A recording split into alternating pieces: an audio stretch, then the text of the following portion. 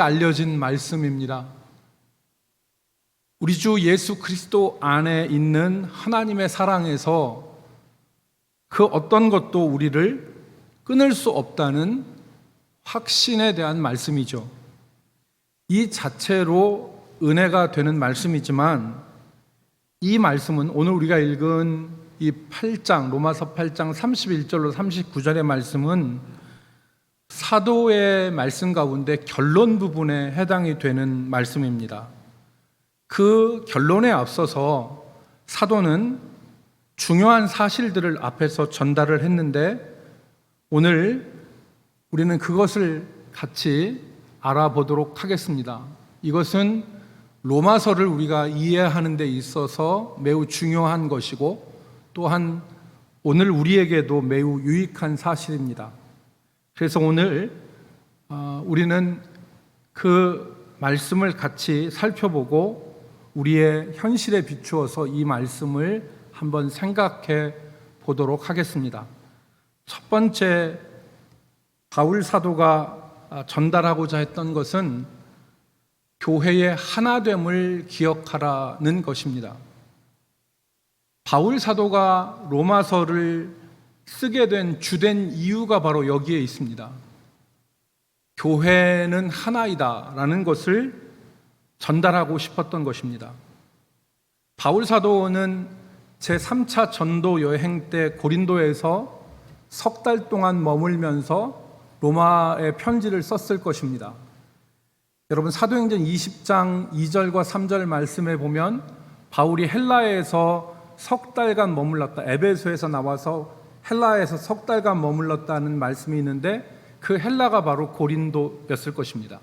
그곳에서 로마에다 편지를 쓴 것입니다. 왜 로마서를 바울이 썼을까요?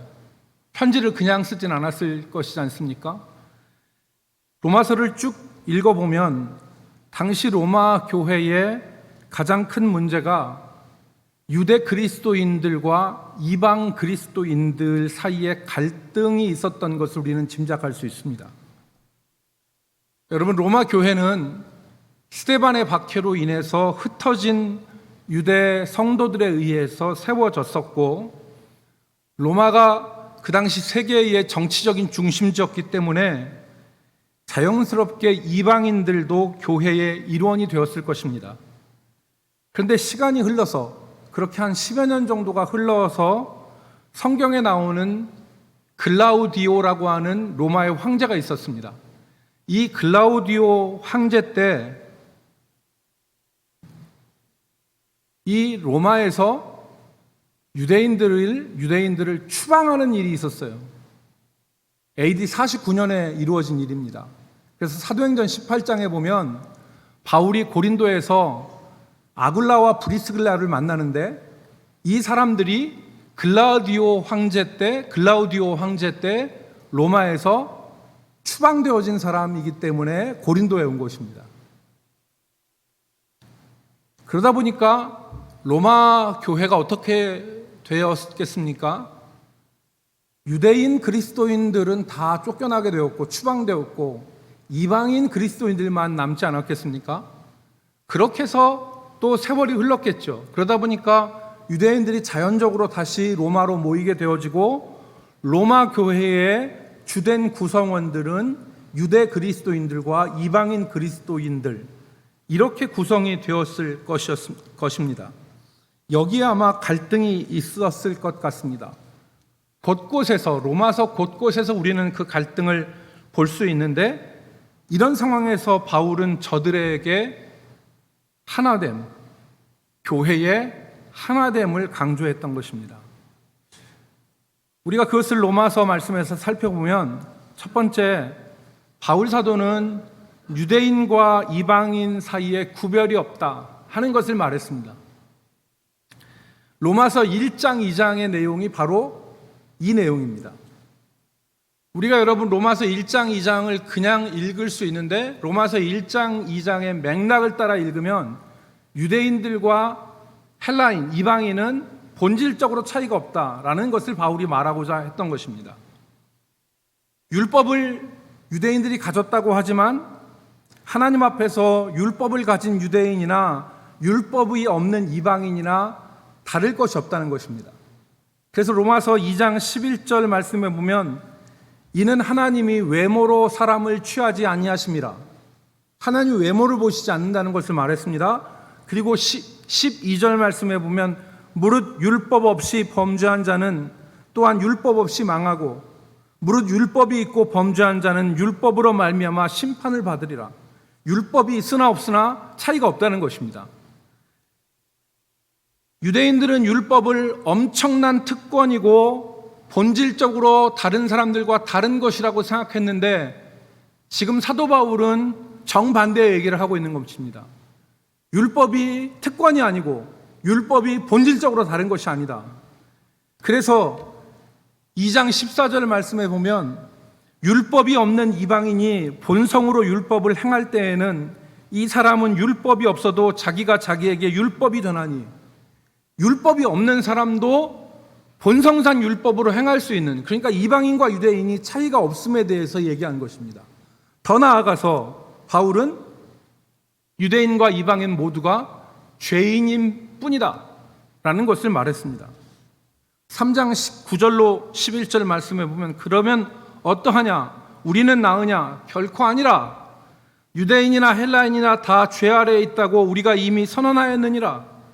기록된 바 의인은 없나니 하나도 없으며 깨닫는 자도 없고 하나님을 찾는 자도 없고 다 치우쳐 함께 무익하게 되고 선을 행하는 자가 하나도 없도다. 다 이방인과 유대인이 본질상 다 다름이 없다는 것입니다. 전국 목욕탕 그 주인들이 전국 목욕탕 주인 협회를 만들었는데 전국 목욕탕 주인 협회에서 내린 중대 결론이 있다고 합니다. 그게 뭐냐면 모든 사람은 때가 있다. 이게 결론이랍니다. 모든 사람은 잘생긴 사람, 못생긴 사람, 뭐 있는 사람, 없는 사람, 모든 사람은 다 때가 있다. 이게 목욕탕 주인들이 내린 결론이라는 것입니다. 맞는 말이죠. 이게 하나님의 말씀입니다. 모든 사람이 다 죄가 있고 하나님 아래 죄인이라는 것이죠. 세 번째 바울은 유대인과 이방인의 하나됨, 동질성에 대해서 얘기했는데 그 세 번째가 뭐냐면 유대인이나 헬라인이나 동일하게 구원을 받았다는 것입니다.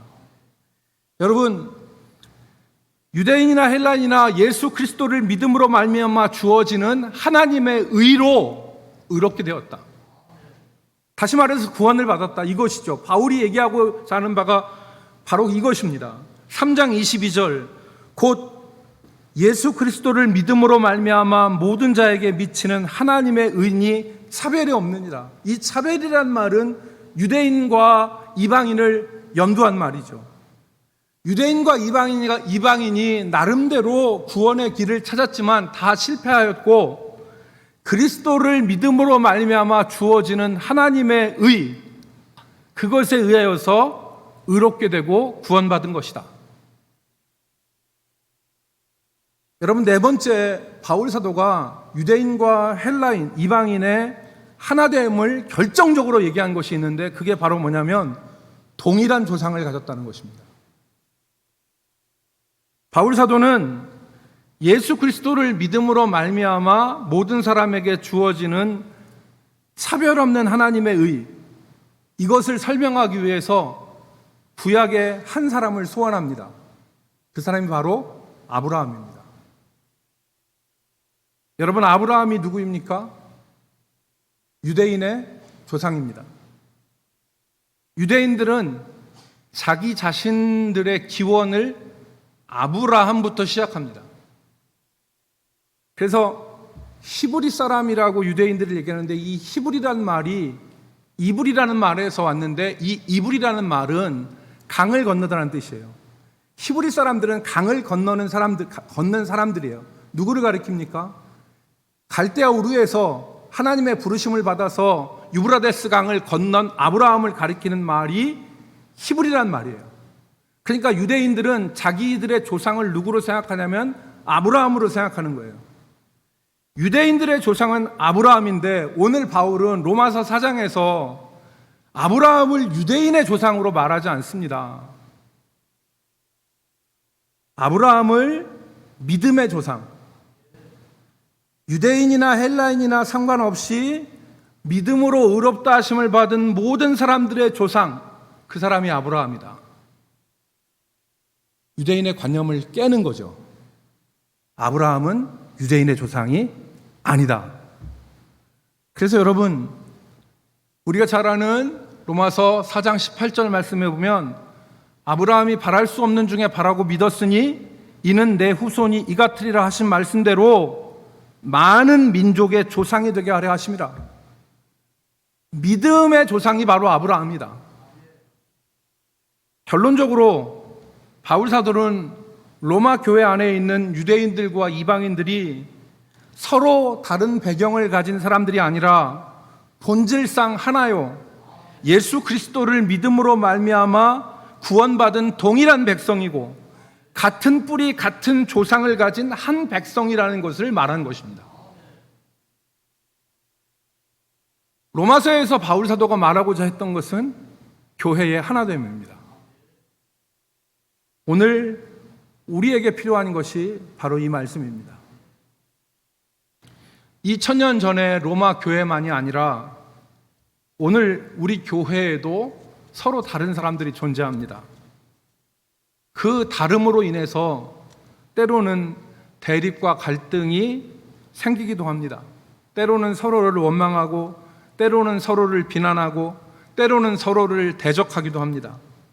그러나 그러한 대립과 갈등에도 불구하고 우리가 기억해야 될 것이 있는데 그것이 바로 우리의 하나됨입니다. 바울 사도가 말한 것 같이 우리의 출신이 다르고 우리의 사고방식이 다르고 우리의 행동방식이 다를지라도 우리는 가장 가치 있는 공통점을 가졌는데 그게 동일한 믿음, 세상이 결코 가질 수 없는 동일한 믿음을 우리가 가졌다는 동질성, 하나됨을 가졌다는 것입니다.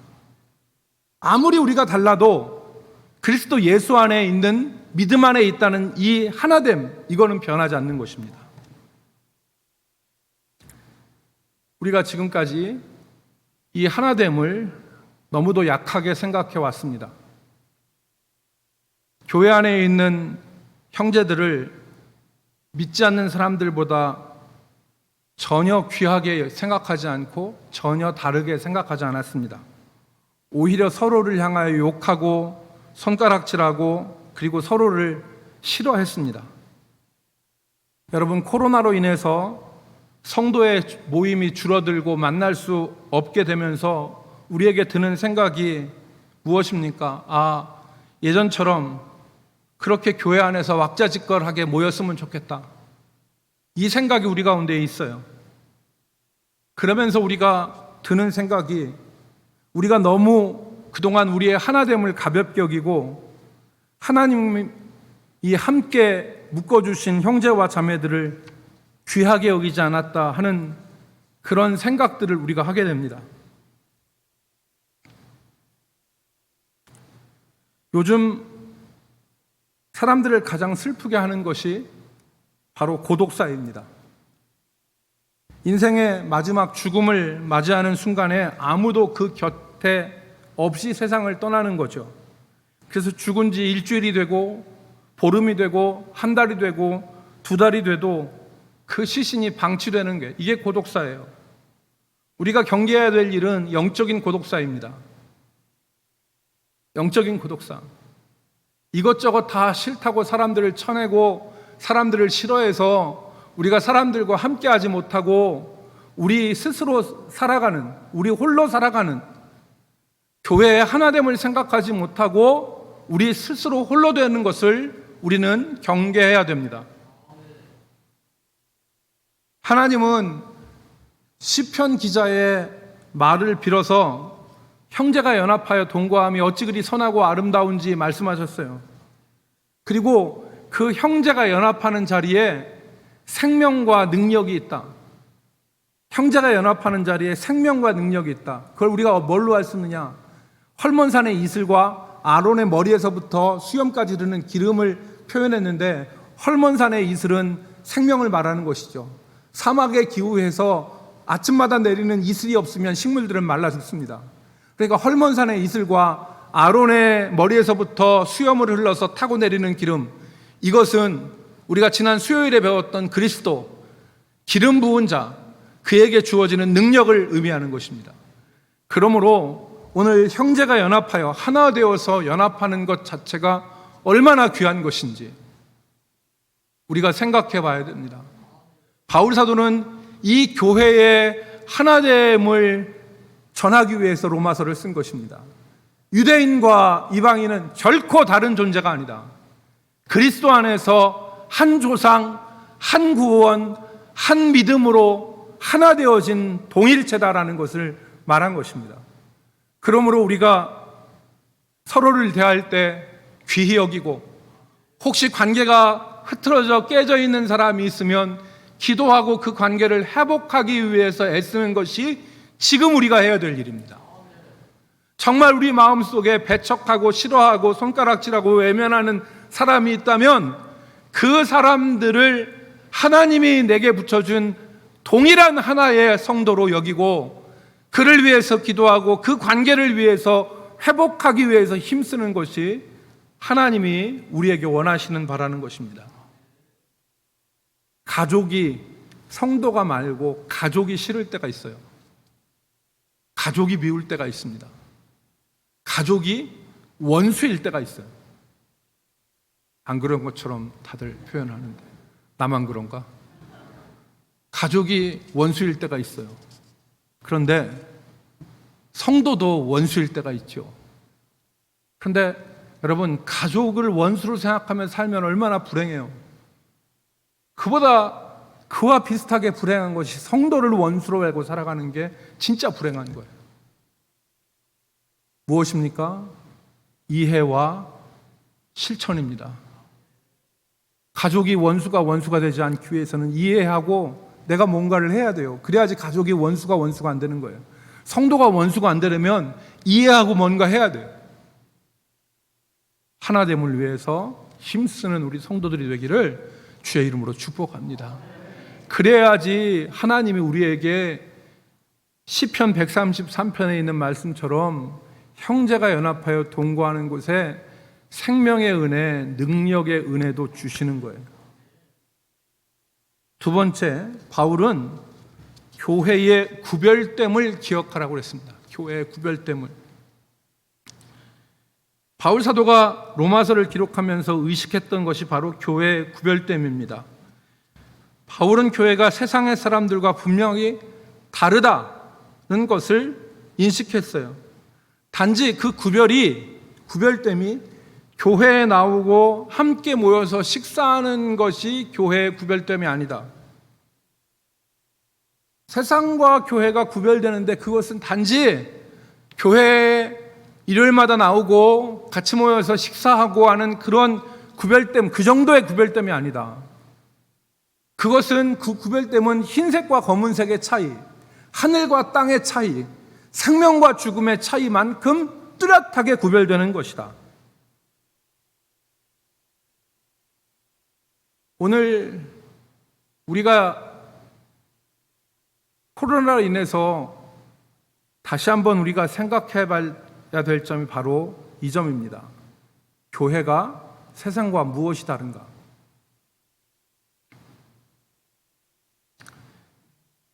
그 구별됨은 바로 바울은 그리스도와의 연합에서 찾았습니다. 그리스도와의 연합. 교회가 세상과 근본적으로 다른 점은 외적인 것이나 의식적인 데 있는 것이 아니다. 바로 교회가 세상과 구별되는 점은 그리스도와 연합되어졌다는 사실에 있다. 이것을 말한 것입니다. 물론 이 연합은 믿음으로 가능한 것이죠. 믿음으로 그리스도와 연합된 거예요. 그래서 로마서 6장 5절 말씀에 보면 로마서 6장에 쭉 이걸 말씀하는 것 아닙니까? 만일 우리가 그의 죽으심과 같은 모양으로 연합한 자가 되었으면 그의 부활과 같은 모양으로도 연합한 자도 되리라 그랬습니다. 그의 죽으심과 연합한, 그리스도와 연합하여 그리스도의 사람이 된 것입니다. 로마서를 읽다 보면 이 연합이 두 가지 방향으로 나타나는 것을 우리가 발견할 수 있죠. 첫 번째는 죄에 대해서 죽는 것과 두 번째는 성령과의 연합입니다. 이 두 가지가 그리스도의 연합으로 이루어지는 것이죠. 믿음으로 그리스도와 연합하면 죄에 대해서 죽어요. 의에 대해서 살아나는 방향 전환이 일어납니다. 더 이상 자신을 죄의 병기로, 불의의 무기로 들여서 살지 않고 의의 병기, 거룩함으로 이르는 변화, 방향 전환이 일어나는 거예요. 이게 그리스도와의 연합이면 곧 일어나는 현상이에요. 그리스도와 연합하면 방향이 틀려지는 거예요. 죄의 병기, 불의의 병기로 자신을 드리는 것이 아니라 의의 병기로 거룩함으로 나아가는 사람으로 변화되어지는 것입니다. 여러분, 우리가 예수를 믿고 은혜를 받았을 때 우리에게 나타나는 현상이 무엇이었습니까? 더 이상 내가 죄의 종노릇 하지 않고 하나님의 뜻대로 살아보겠다고 결심하는 현상이 나타나지 않습니까? 이게 믿음의 사람들에게 공통적으로 나타나는 현상이에요. 즉, 죄에 대해서 죽는 현상이 나타나는 것입니다. 두 번째가 그리스도와 연합하면 성령과 연합하는 현상이 나타나요. 그리스도와 연합이 성령과의 연합인데 단지 방향전환, 아까 죄에 대해서 돌이키는 것이 방향전환이라고 했는데 단순히 방향전환만 나타나는 것이 아니라 실제 우리 삶에서 죄를 이기고 육체의 욕심을 다스리는 역사가 일어나는데 그것이 바로 성령과의 연합을 통해서 이루어지는 것입니다. 여러분, 로마서 7장 21절로 23절 말씀해 보십시오. 그러므로 내가 한 법을 깨달았노니 곧 선을 행하기를 원하는 나에게 악함이 함께 있는 것이로다. 내 속사람으로는 하나님의 법을 즐거워하되 내 지체 속에서 한 다른 법이 내 마음의 법과 싸워 내 지체 속에 있는 죄의 법으로 나를 사로잡는 것을 보는도다. 그러니까 내 속에 죄의 법이 있고 내가 원하는 선을 행하지 않고 내가 원치 않는 악을 행하는 것을 내가 본다, 이 말 아닙니까? 이 실존적인 고민 앞에서 바울이 탄식할 수밖에 없었죠. 예수를 믿고 돌이켜서 죄의 병기, 불의의 무기로 자기 자신을 드리지 않기를 원했는데 자기의 삶을 보니까 원하는 바 선은 행치 않고 원치 않은 바 악을 행한다는 거예요. 그러니까 바울이 실존적 고민 앞에서 탄식할 수밖에 없었던 것입니다. 그래서 7장 24절에 오호라 나는 곤고한 사람이로다. 이 사망의 몸에서 누가 나를 건져내라. 오호라는 탄식의 소리 아니겠습니까? 그런 뜻 아니겠습니까? 가슴 속에서 안타까움으로 터져나오는 말이 바로 오호라는 말입니다. 그런데 이 상황에서 바로 희소식이 있는데 그것이 성령과의 연합입니다. 로마서 8장 1절로 2절 말씀에 그러므로 이제 그리스도 예수 안에 있는 자에는 결코 정죄함이, 비난이, 정죄, 저주가 없나니 이는 그리스도 예수 안에 있는 생명의 성령의 법이 죄와 사망의 법에서 너를 해방하였습니다. 이 말씀을 조금 쉽게 설명하면 그리스도 예수를 통하여 우리에게 그리스도 예수를 통하여 우리에게 생명을 주시는 성령의 법, 이 법이란 말은 헬란 말로 노모스라는 말을 썼는데 이 노모스라는 말은 역사라는 말로 달리 바꿀 수 있습니다. 즉 우리에게 생명을 주시는 성령의 역사로 말미암아 죄와 사망의 법에서 너를 해방하였느니라. 바울 사도는 이 성령의 법이 우리를 실제적으로 죄에서 이기고 육체의 욕심을 다스릴 수 있게 하는 것이다 그랬어요. 그리고 이 성령의 역사가 있어야지 그리스도의 사람이다. 8장 9절 만일 너희 속에 하나님의 영이 거하시면, 하나님의 영이 무엇입니까? 성령입니다. 너희 속에 하나님의 영이 거하시면 너희가 육신에 있지 아니하고 영에 있나니 누구든지 그리스도의 영이 없으면 그리스도의 사람이 아니니라.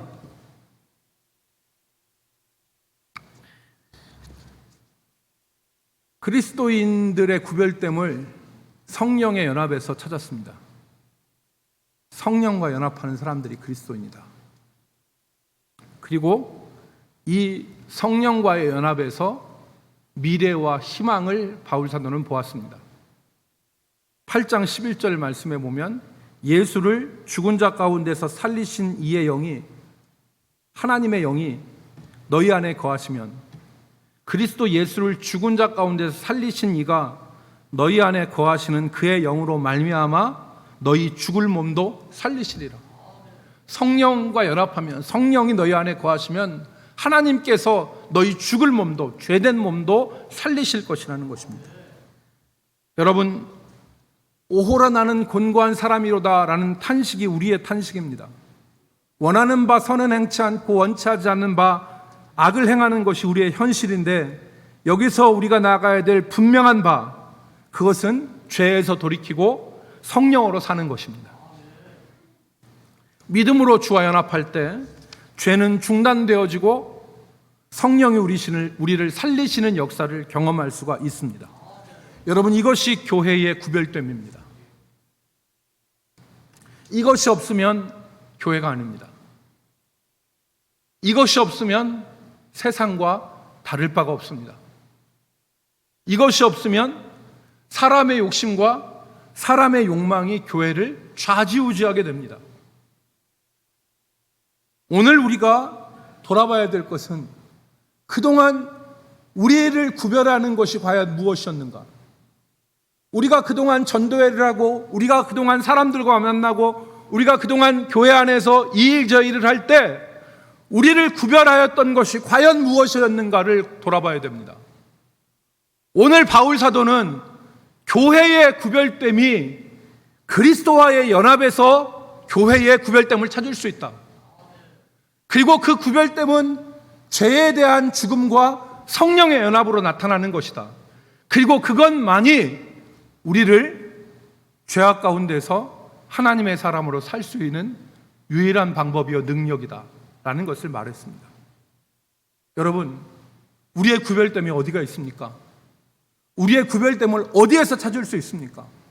우리가 그리스도인이라고 하는 것을 어디에서 우리가 찾을 수가 있습니까? 그리스도와의 연합입니다. 성령과의 연합을 통해서 우리 자신이 하나님의 사람들로서 살아갈 수 있는 것이기 때문에 우리가 모일 때마다, 그리고 우리가 함께 할 때마다 그리스도와의 연합, 성령과의 연합을 통해서 우리가 그리스도의 뜻대로 살아갈 수 있기를 힘쓰고 기도하는 우리 성도들이 되기를 주의 이름으로 축복합니다. 마지막 세 번째는 교회의 존귀함을 기억하라. 이것이 바울의 메시지였습니다. 교회가 왜 존귀하냐? 바울은 오늘 우리가 읽은 8장 31절로 39절에 대해서 교회의 존귀함에 대해서 말했어요. 너희는 하나님에 의해서 구별되고 하나 되어진 존재들인데 너희는 그냥 존재들이 아니다. 너희는 존귀한 자들이다. 왜 존귀하냐? 간략하게 말씀드리겠습니다. 하나님이 위하시는 자들이기 때문에 그렇습니다. 31절의 말씀 보면 만일 하나님이 우리를 위하시면 누가 우리를 대적하리요 그랬어요. 하나님이 자기 자식을 아끼지 않고 우리에게 주시니가 아들과 함께 모든 것을 우리에게 주시지 않겠느냐. 하나님의 전폭적인 지지와 전폭적인 사랑, 그것이 바로 교회이다. 하나님이 위하시기 때문에. 두 번째, 하나님이 의롭다 하셨기 때문에.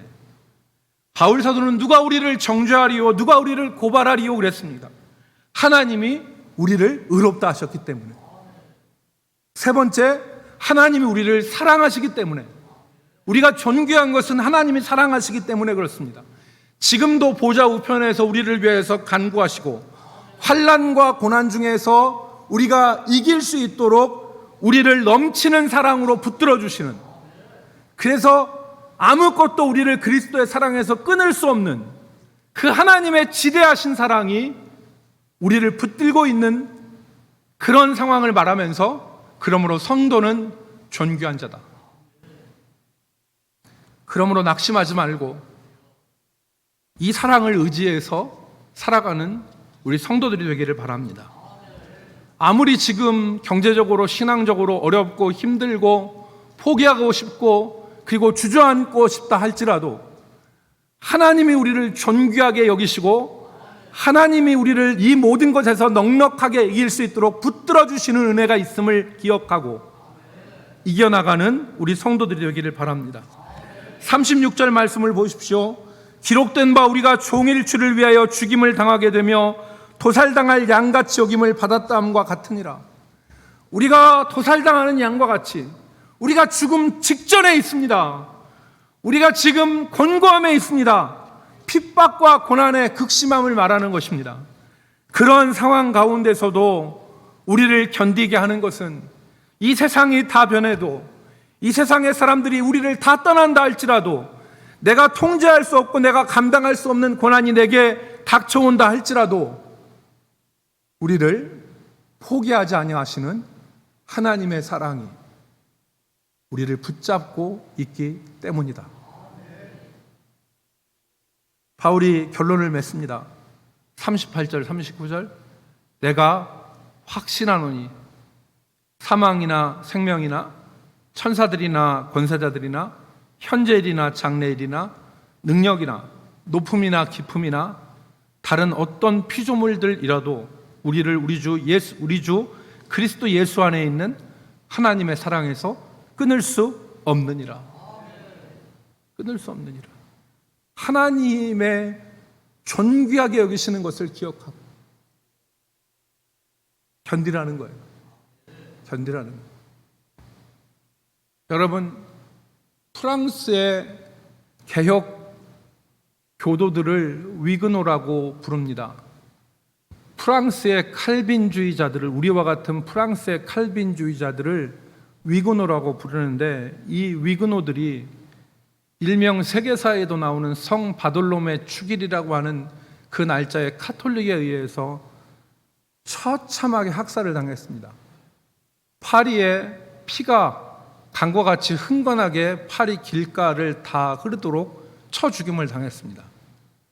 그리고 이 위그노들이 신앙의 자유를 지키기 위해서 신앙을 지킬 때 이 카톨릭 군대가 성을 포위해서 3년 동안 곡식 양식이 들어가지 않고 그 성을 포위를 했습니다. 그때 이들이 신앙 하나를 위해서 굶기를 주저하지 않고 죽음을 불사하고 견뎠습니다. 기록에 보면 3년 동안 이 사람들이 신앙 때문에 밖에서는 고기를 굽고 고기 굽는 냄새를 피우면서 사람들, 굶주린 사람들을 현혹하는데 문만 열어라. 그럼 우리가 너희들에게 자유를 주겠다. 라고 현혹했을 때 이 위그노들이 신앙을 지키기 위해 참았는데 나중에는 풀뿌리, 나무 껍데기, 심지어는 자기들이 메고 있던 가죽 벨트를 삶아서 그것으로 양식을 삼으면서 버텼다고 합니다. 오늘 우리가 당하는 고난은 우리에게 매우 힘든 고난입니다. 그러나 성도 여러분, 기억하십시오. 하나님은 우리를 귀하게 여기시고 하나님의 그 사랑에서 우리를 끊을 수 있는 것은 아무것도 없습니다. 이 믿음으로 고난을 이겨내는 우리 성도들이 되기를 주의 이름으로 축복합니다. 지난주에 말씀드린 대로 떨어지는 믿음이 아니라 안 떨어지는 믿음, 고난을 이겨내고 견뎌내는 그 믿음이 될 수 있기를 주의 이름으로 축복합니다. 기도합시다. 거룩하신 주님, 주께서 사도를 통하여서 주신 말씀을 우리가 다시 한번 돌아보며 우리 자신들의 신앙과 우리의 현실을 돌아보았습니다. 이겨내게 하시고 견디게 하셔서 승리하여 우리가 당하는 현재의 고난이 장차 우리가 맞이할 영원한 영광과 좋게 비교할 수 없다는 것을 깨닫게 하여 주시옵소서. 예수 그리스도의 이름으로 기도 올리옵나이다. 아멘.